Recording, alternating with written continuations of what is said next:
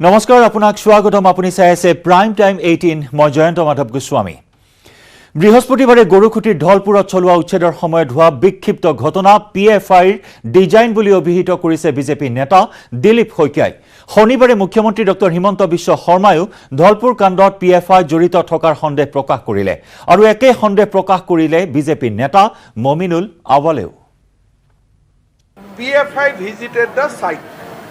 So various evidence are now emerging.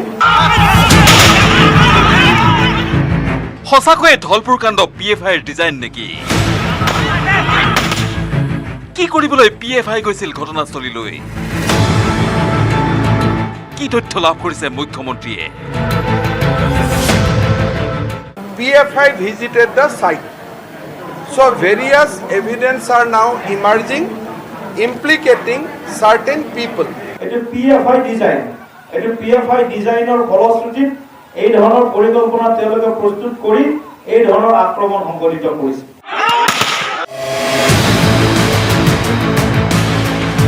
অসমত বৰষুণ দেখি পাকিস্তানে ছাতি মেলিছে কিয়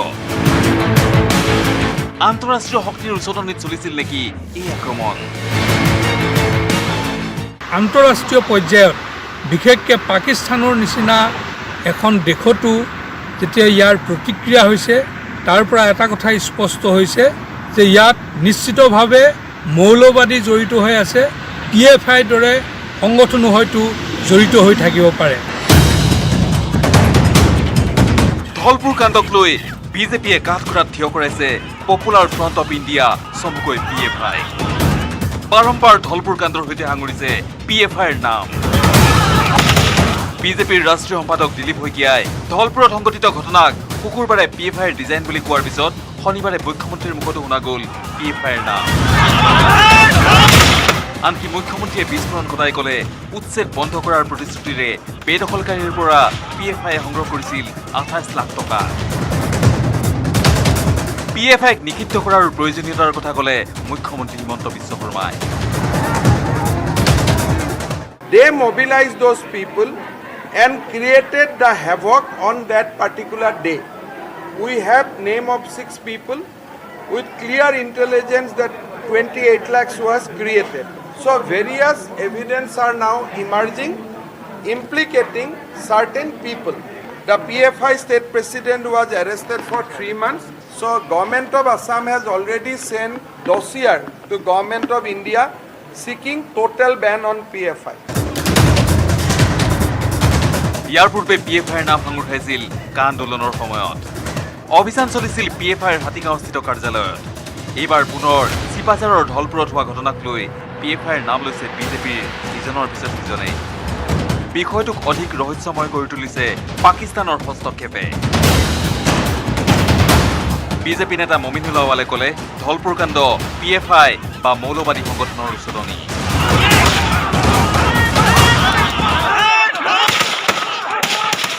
এইদৰে হাতত দা জাতি জুং লৈ হাতীঘৰ মানুহৰ ঠাইত 10,000 মানুহ কি উদ্দেশ্যেৰে একত্ৰিত হৈছিল নিশ্চিতভাৱে মৌলবাদী জড়িত হৈ আছে পিএফআইৰ দৰে সংগঠনো হয়তো জড়িত হৈ থাকিব পাৰে ইফালে ঢলপুৰৰ ঘটনাত পিএফআইৰ হাত থকাৰ অভিযোগ উঠাৰ পিছত এই অভিযোগ খণ্ডন কৰিছে পিএফআই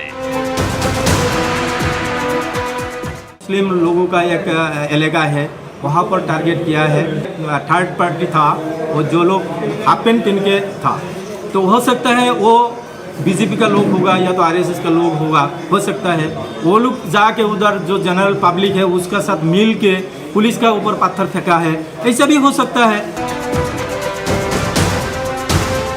শনিবাৰে সংবাদমেল পাতি চৰকাৰক সমালোচনা পিএফআই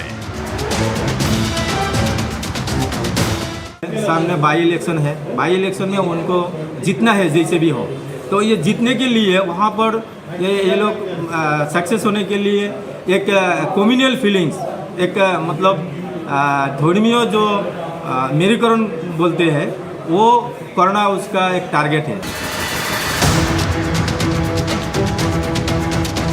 राजू बरुৱাৰ report news 18 Assam north east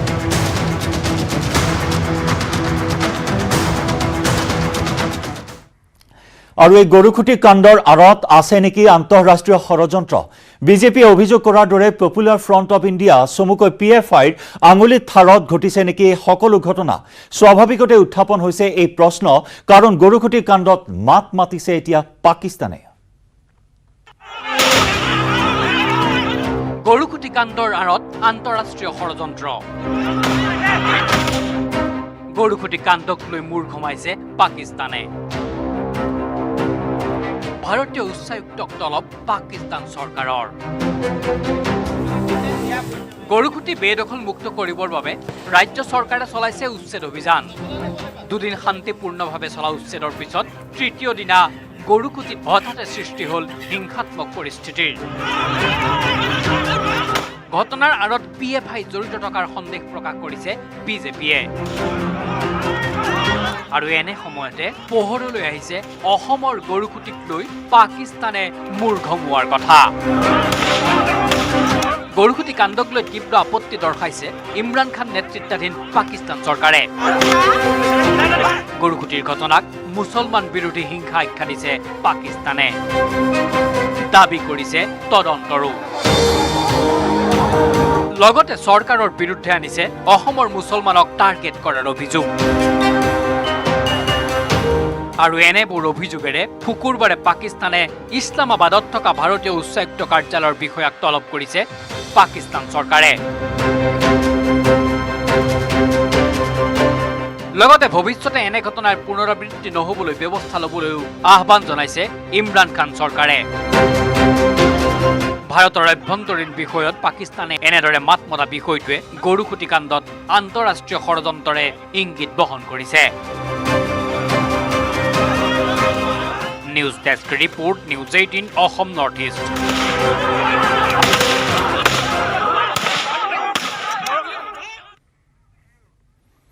এইবাৰ এছো APDCLৰ পৰীক্ষা কেলেংকাৰীৰ খবৰ লৈ APDCLৰ পৰীক্ষা কেলেংকাৰী সন্দৰ্ভত পোহৰলৈ আহিছে ন তথ্য গুৱাহাটী বিশ্ববিদ্যালয়ৰ 3 কৰ্মচাৰী গ্ৰেপ্তাৰৰ পাছতে এই কেলেংকাৰীত জড়িত তথ্য লাভ কৰিছে CM ভিজিলেন্সে কেলেংকাৰীত গ্ৰেপ্তাৰ হোৱাৰ পাছত এতিয়া কেলেংকাৰীত আৰু গ্ৰেপ্তাৰ হোৱাৰ পথত বহু কেইজন লোক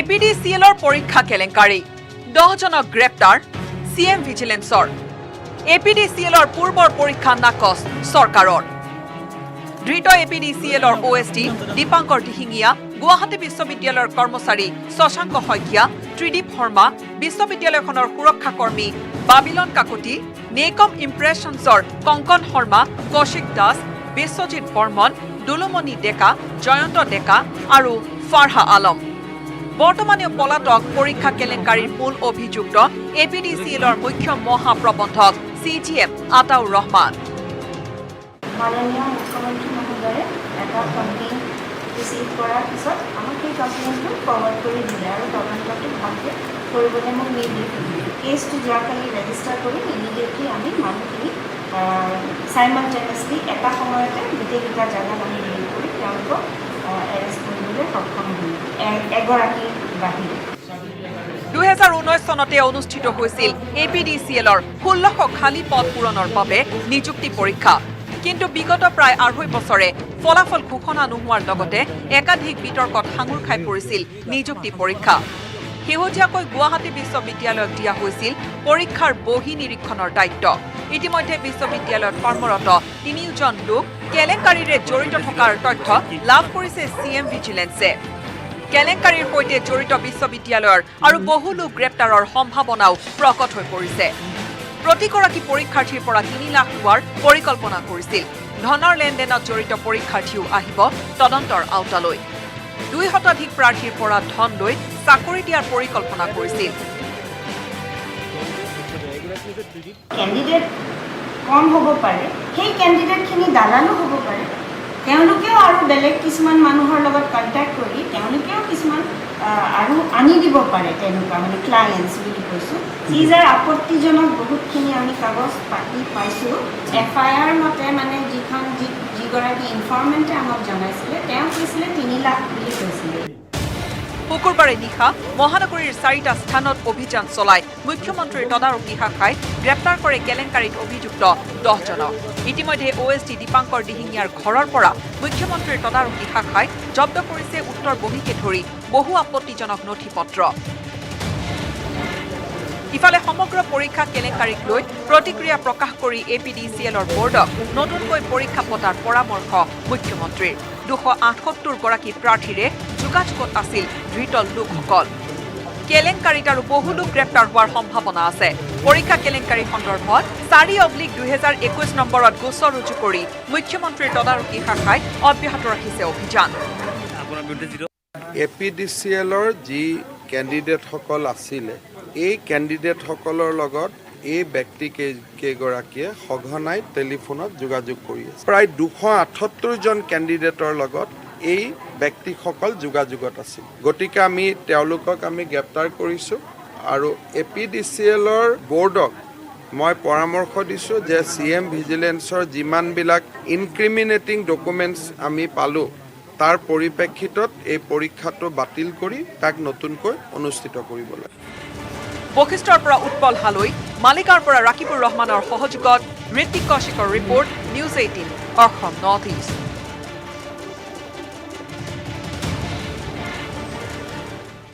ইফালে গৰুখুটিৰ কাণ্ডক লৈ সৰব অখিল গগৈ। গৰুখুটিৰ ঘটনাৰ বাবে চৰকাৰক সমালোচনা কৰে শিৱসাগৰৰ বিধায়কগৰাকীয়ে। ঘটনাক পূৰ্ব পৰিকল্পিত বুলি আখ্যা দিয়ে অখিল গগৈয়ে। গৰুখুটি হত্যাকাণ্ডৰ ষড়যন্ত্ৰকাৰী হিমন্ত বিশ্ব শৰ্মা নিজে, আৰু এই হত্যাকাণ্ড সংঘটিত কৰিছে তেওঁৰ ভাতৃৰ জৰিয়তে। গতিকে তেওঁৰ নিজৰ ভাতৃক কেনেকৈ তেওঁ আজি এক্সপেল কৰিব? তেওঁৰ নিৰ্দেশ দিয়া উপায়ুক্তক তেওঁ কেনেকৈ এক্সপেল কৰিব? কাৰণ এই গোটেই ঘটনাটোৱে সংঘটিত কৰিছে উজনি অসমৰ উপনিৰ্বাচনক কেন্দ্ৰ কৰি। হিন্দু আৰু মুছলমানৰ মাজত ধৰ্মীয় মেৰু বিভাজন ঘটাবৰ কাৰণে তেওঁ এই কাণ্ড সংঘটিত কৰিছে। গতিকে তেওঁ কোনো পধ্যে এই মুহূৰ্তত DC বা SPক ছাছপেণ্ড কৰিব নোৱাৰি। কাৰণ তেওঁ এই গোটেই কামটোৰ প্লটটো যেতিয়া তেওঁ নিজেই তৈয়াৰ কৰিছে, আৰৰ মানুহজন তেওঁ, গতিকে তেওঁ এই কামটো কৰাটো সম্ভৱপৰ নহয়। আৰু গতিকে তেওঁ এনেকুৱা ধৰণৰ পাতল বক্তব্য দিয়াৰ বাহিৰে এই মুহূৰ্তত আৰু তেওঁৰ কোনো বিকল্প নাই। কিন্তু আমাৰ ৰাইজৰ দলৰ যি স্থিতি আছে সেই স্থিতি খুব স্পষ্ট আৰু দ্বিধাহীন যে আমি গৰুখুটিৰ বৰ্বৰ অমানৱীয় এই কাণ্ডক, অমানুষিক এই কাণ্ডক আমি ঘৃণাৰে উপচাই পেলাব খুজিছোঁ। সমগ্ৰ অসমীয়াই, সমগ্ৰ মানৱ জাতিয়ে গৰুখুটিৰ এই বৰ্বৰ কাণ্ডক ঘৃণা কৰা উচিত, গৰিহণা দিয়া উচিত। প্ৰাইম টাইম 18ত আমি খবৰৰ ধাৰা অব্যাহত ৰাখিম। তাৰ পূৰ্বে লৈছোঁ এটি বাণিজ্যিক বিৰতি। ষ্টীল ইমান ষ্ট্ৰং যে 20% কমকৈ লাগে। ষ্ট্ৰং আৰু বুদ্ধিয় মাইথান নিৰ্মাণৰ মানদণ্ড।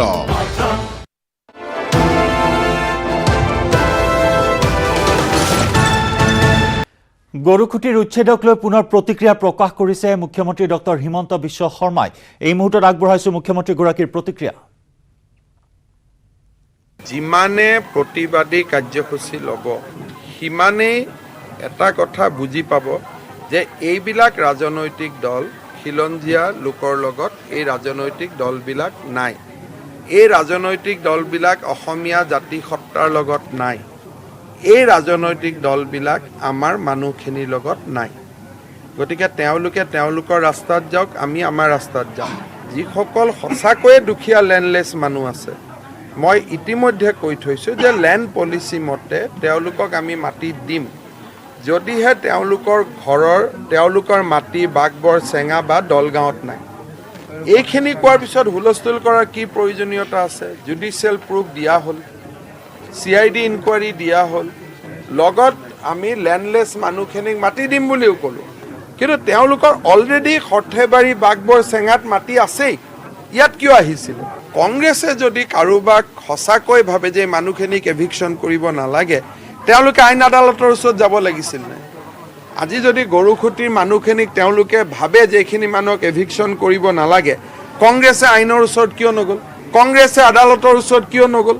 AIDF আদালতৰ ওচৰত কিয় নগ'ল? আমিতো একদম আজিতো 4 মাহৰ পৰা কৈ আছোঁ এইটো কথা। তাৰমানে এওঁলোকে উচতনি দি পেলাই এই গোটেই মানুহখিনিক বেয়া কৰাৰ মূল গুৰিৰ আঁৰত এই দলবিলাকে আছে। নহ'লে তেওঁলোকে আজি 4 মাহত হাইকোৰ্টতো যাব পাৰিলে। আৰু ময়ো হাইকোৰ্টত ক'লোহেঁতেন যে হয় আমি দুখীয়া মানুহখিনিক মাতি দিম। মই আমচুক মাতি আনিছোঁ, ডিচিৰ লগত বহুৱাই দিছোঁ। কংগ্ৰেছৰ বসন্ত দাসৰ পৰা আৰম্ভ কৰি নুৰুল হুদাৰ পৰা গোটেইবোৰ মোৰ ওচৰত আহিছিলে, বুজাই দিছোঁ। মোক কৈছে এইটো আপুনি ভাল সিদ্ধান্ত লৈছে, সকলোকে মাতি দিম বুলি কৈছে। তাৰপিছত কিয় এইবিলাক কৰিব লাগে? ইণ্টাৰনেশ্যনেল কাৰণত এইটো মই দেখিছোঁ যে পাকিস্তানৰ সংবাদ মাধ্যমবিলাক PFI এইবিলাকে কৈছে এওঁলোকে বস্তুটো সাম্প্ৰদায়িক কৰি দিলে। এইটো একচুৱেলি লেণ্ড এভিকশ্যনে, বাংলাদেশী এভিকশ্যনটো নহয়। বাংলাদেশী এভিকশ্যন হ'লেতো আমি এটা গাড়ীত ধুই পাৰ কৰাই থৈ আহিলোহেঁতেন। এটা লেণ্ড এভিকশ্যন ভাৰতৰ বিভিন্ন জেগাত ডেইলি এভিকশ্যন চলি থাকে। মহাৰাষ্ট্ৰত চলিছে এভিকশ্যন। নিজে গভৰ্ণমেণ্ট মাটিত কোনোবা সোমালে এভিকশ্যন হৈ থাকে। অসমৰ এভিকশ্যনটোৰ কথা তেওঁলোকে কিয় আন্তৰ্জাতিকৰণ কৰিলে, কিয় সাম্প্ৰদায়িকতা ৰহণ দি আছে? গোৱা ৰাজ্যখন যিমান ডাঙৰ, তাতকৈ বেছি মাটি অসমৰ আণ্ডাৰ এনক্ৰ'চমেণ্ট আছে। এতিয়া গভৰ্ণমেণ্ট কলেজ এখন বনাব খুজিলে মাটি বিচাৰি নাপাওঁ। এতিয়া ৰাহুল গান্ধীহঁতৰ ধাৰণাটো হ'ল যে তেওঁলোকে যেনেকৈ 1962ত অসমক বিদায় দি দিছিল, এতিয়া তেওঁলোকে অসমীয়াক বিদায় দি দিলে। ঠিক আছে, টুইটে কৰিব খোজা, অলপ অসমীয়া মানুহৰ কথা বাৰ্তাটো শুন ভাই। কোনোবা জেগাত ৰাহুল গান্ধীৰ নিজৰ ইমান মাটি আছে নেকি? ৭৭,০০০ বিঘা। এনেকৈ এইটো দুখীয়া হ'ল নেকি যদি ইমান মাটি ল'ব পাৰে? হয় কংগ্ৰেছে অসমীয়া মানুহৰ কথা বুজিব খোজা নাই, নহ'লে তেওঁলোকে অসমীয়াক বিদায় দিছে। ঠিক আছে, ইহঁতটো মাইনৰিটি হ'ব গৈয়ে আছে, 10 বছৰহে কথা। 10 বছৰৰ পিছতে আৰু অসমীয়া মানুহৰ ভোটৰ কোনো ভেলুৱেই নাই। ঠিক আছে, আমি 10 বছৰ ৰখি ল'ম আৰু আমি 10 বছৰ আমাক চৰকাৰ নালাগে, এইকেইটা দিনতে অসমীয়া মাইনৰিটি হৈ যাব। যদি সেইটো ভাবি লৈছে উপায়টো নাই আৰু কি কৰিব। এইখন চৰকাৰে 5 বছৰত যি কৰিব লাগে কৰিব। যিখিনি সময় ভগৱানে মোক দিছে, অসমৰ ৰাইজে দিছে, তাৰ উচিত ব্যৱহাৰ হ'ব। কিমান মানুহ আছে কোনো তেওঁলোকৰ ধাৰণাই নাই, কাৰণ দলগাঁৱৰ পৰা আহিছে, বাঘবৰৰ পৰা আহিছে। মই বৰপেটাৰ 3জন MLA ইমান মোৰ লগত ডেলিগেশ্যনত আহিছিল। মই বোলো দাদা এইবিলাকতো আপোনালোকৰ মানুহ, যদি লেণ্ডলেছ হয় আপোনাৰ গাঁৱতে মই মাটি চাই দিওঁ, বৰপেটাৰ ডিচিক কৈ দিওঁ, তেওঁলোকে মুখেদি নামাতে। আজিকালি অকল মাটি দখল কৰাই চলি থকা নাই, মানুহ ৰপ্তানি কৰাৰো এটা নতুন কাম চলি আছে। কোনে কৰিছে?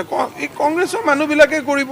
যোনে অসমীয়াক দুৰ্বল কৰিব খুজিছে, ভাৰতক দুৰ্বল কৰিব খুজিছে, এইবিলাকে মানুহ এটাৰ পিছত এটা সমষ্টিলৈ মানুহ ৰপ্তানি কৰি দিয়ে। এতিয়া বৰচলা সমষ্টিটো তেওঁলোকে টাৰ্গেট কৰি লৈছে, দিনে ৰাতিয়ে মানুহ বৰচলাত বহুৱায়। আপোনালোকে বৰচলাত গৈ খবৰ ল'ব, বৰচলাত যিমান মানুহে এতিয়া লেণ্ড এনক্ৰ'চ কৰিছে কোনো বৰচলাৰ মানুহ নহয়, চব ঢিং আৰু ৰূপহীৰ মানুহ। মই না নুৰুল হুদা মোৰ ওচৰত আছিলে, মই ডাইৰেক্ট ক'লোঁ যে নুৰুল এইবিলাকতো তোমাৰ সমষ্টিৰ মানুহ, তোমাৰ তাতে মাটি চাই দিওঁ, মুখেদি নামাতে। নদীটোৰ পৰা ইফাল সিফাল কাৰণে এতিয়া গোটেই ঢিং আৰু ৰূপহীৰ পৰা মানুহবিলাক বৰচলা সমষ্টিলৈ দিনে ৰাতি আহি আছে, আৰু গুপ্তেশ্বৰ মন্দিৰৰ কাষৰ গোটেই এৰিয়াবিলাকক তেওঁলোকে দখল কৰি আছে। আগতে কোনো মুখ্যমন্ত্ৰী এইবোৰ কথা ক'ব বেয়া পাইছিল, কিন্তু এতিয়া মই যদি নকওঁ আৰু শেষ আৰু চব বৰচলাত আহি আছে, ধাম ধুম। 2টা সমষ্টিত এতিয়া টাৰ্গেট কৰি আহি আছে, চিপাঝাৰ আৰু বৰচলা। পুৰাই 3000 মানুহৰ মাটি নাম লওক, হয় দলগাঁৱৰ মানুহ, নহ'লে মঙলদৈৰ মানুহ, নহ'লে বাঘবৰৰ মানুহ, নহ'লে সৰু ক্ষেত্ৰীৰ মানুহ, চব চিপাঝাৰত দিনে ৰাতি আহি আছে। বহুত ডাঙৰ ডিজাইন হয়, বহুত ডাঙৰ পৰিকল্পনা।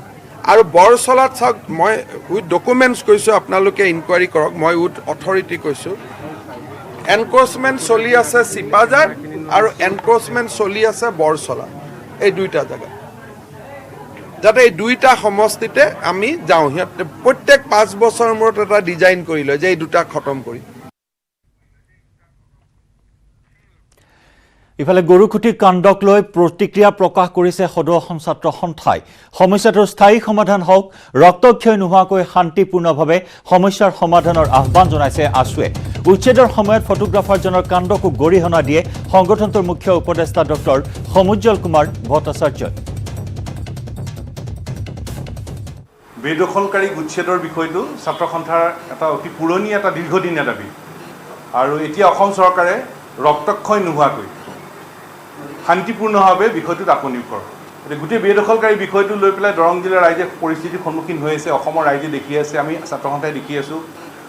গতিকে সেইকাৰণে আমি ক'ব খুজিছোঁ যে দৰং জিলাৰ বেদখলকাৰী বিষয়টো এটা ছাত্ৰ সন্থাৰ অতি পুৰণি আৰু এটা দীৰ্ঘদিনীয়া দাবী, আৰু সেইকাৰণে অসম চৰকাৰক ৰক্তক্ষয় নোহোৱাকৈ, ৰক্তপাত নোহোৱাকৈ শান্তিপূৰ্ণভাৱে আত্মনিয়োগ কৰিবৰ কাৰণে আমি আহ্বান জনাইছোঁ। অসম চৰকাৰে ৰক্তপাত নোহোৱাকৈ শান্তিপূৰ্ণভাৱে গৰুখুটিৰ ঘটনাক মোকাবিলা কৰাত সম্পূৰ্ণৰূপে ব্যৰ্থ হৈছে অসম আৰক্ষী।